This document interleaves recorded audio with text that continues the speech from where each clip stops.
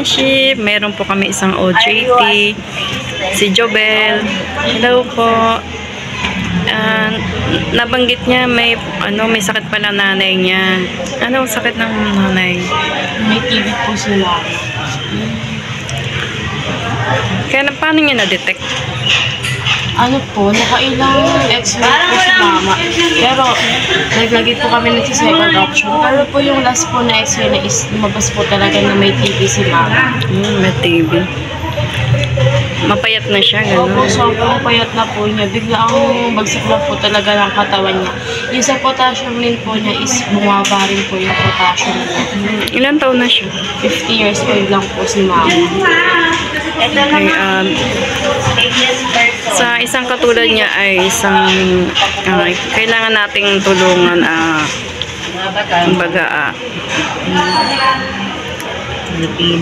meron tayong makukuha sponsor para magbigay ng isang financial assistance kay Jobel. Sana'y makatulong sa iyo. Ano pang mga gagawin kay nanay? Ano pang gagawin kay nanay?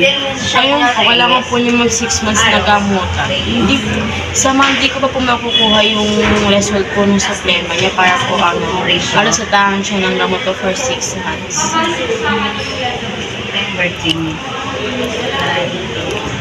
Sa barangay lang.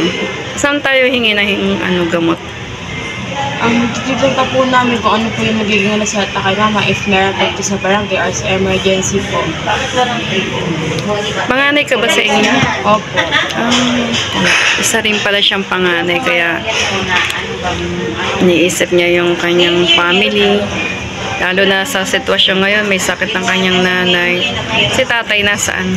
Katrabaho po. Sige, Jobel, wait, antay ka lang Jobel, may konting ako ibibigay na financial na tulong sa inyo. Sana makatulong to na, pasensya ka na.